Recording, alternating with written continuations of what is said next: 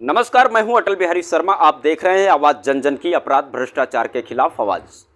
और आपको पता ही है कि लगातार जब से पार्षदी का नामांकन हुआ है तभी से लगातार हमारा चैनल हर एक वार्ड में जाता है और वहां पर जाकर वो चाहे जीते हुए प्रत्याशी हों या फिर प्रत्याशी पद के उम्मीदवार हों, हर प्रत्याशी के पास जाकर के हम उनके मुद्दाओं को जानते हैं और जनता के बीच उनकी बातों को पहुंचाने का प्रयास करते हैं।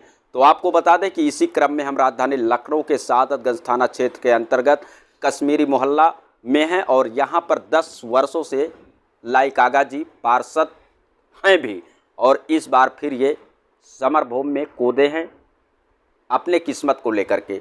तो आइए इनसे जानते हैं कि 10 सालों में आपने क्या कुछ खास काम किया है और आने वाले समय में क्या कुछ करने वाले हैं। बहुत बहुत स्वागत है सर आपका। Thank you. देखिए, यहाँ पे विकास की बात हुई कि जनता ने हमें पहली बार जीतने के बाद मैंने जब काम किया है तो दोबारा फिर मौका दिया। और हमारे एरिया में आपको कश्मीरी मोहल्ला वार्ड में कहीं पे भी आपको कोई कच्ची सड़कें नहीं मिलेंगी। अब वो सड़कें ज़रूर डैमेज हो गई जो 10 साल पहले बनवाई थी, क्योंकि नगर निगम का एक उसूल होता है कि 10 साल पहले अगर कोई 10 साल तक सड़क बनवाई तो उसको दोबारा बनवाने के लिए थोड़ी सी मुश्किल आती है। तो सड़कें जितनी भी मेरे एरिया में हैं सारी बिल्कुल बनी बनाई भी हैं, कुछ थोड़ी बहुत डैमेज होंगे क्योंकि वार्ड परिसमन होने के बाद बहुत बड़ा हो गया है। तो जो नया एरिया है उस पर भी कंसंट्रेट करना है कि जहाँ पे काम नहीं हुए हैं वहाँ पे काम किया जाए, वहाँ की जो कमियाँ हैं उसको पूरा किया जाए। लाइट हमारे क्या आप देखिएगा, खंभों पे और सब्जी का लाइटिंग का बड़ा अच्छा इंतजाम है। लाइटें बिल्कुल ठीक है। पानी की टंकियाँ ज़्यादा से ज़्यादा समय से लगे हुए हैं। लाई कागा जी, मैं आपसे ये जानना चाहूँगा कि केंद्र में भी भाजपा सरकार और राज्य में भी भाजपा सरकार, डबल इंजन की सरकार थी, तो आप 10 सालों से पार्षद भी हैं, तो क्या कुछ खास समस्याएं उत्पन्न होती थी आपको बजट लेने में?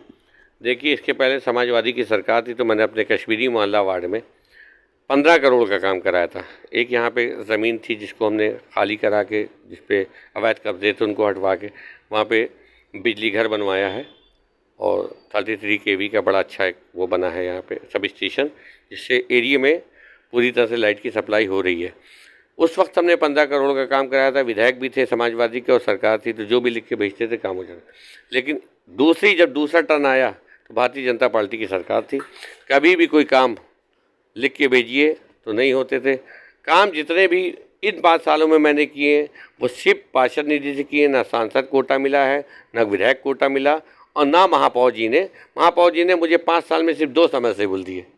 उसके अलावा महापौर जी ने मुझे कोई वो नहीं दिया। एक 6 लाख की रोड ज़रूर रक्षा मंत्री आदरणीय राजनाथ जी ने एक बनवाई है जो 6 लाख की हुई है, वो भी 8-9 यानी आपका कहने का मतलब है कि जिस तरह से आप जनता का करना चाहते थे सहयोग, उस हिसाब से आप करने में असफल रहे। जी हाँ, अगर सरकार की तरफ से अगर हमें और निधियाँ मिल जाती, जो काम हमें अब करना पड़ेंगे दोबारा, अगर इलेक्शन में और जनता ने हमें सहयोग किया तो हमें अब करना पड़ेंगे, वो काम हम बहुत पहले कर चुके होते।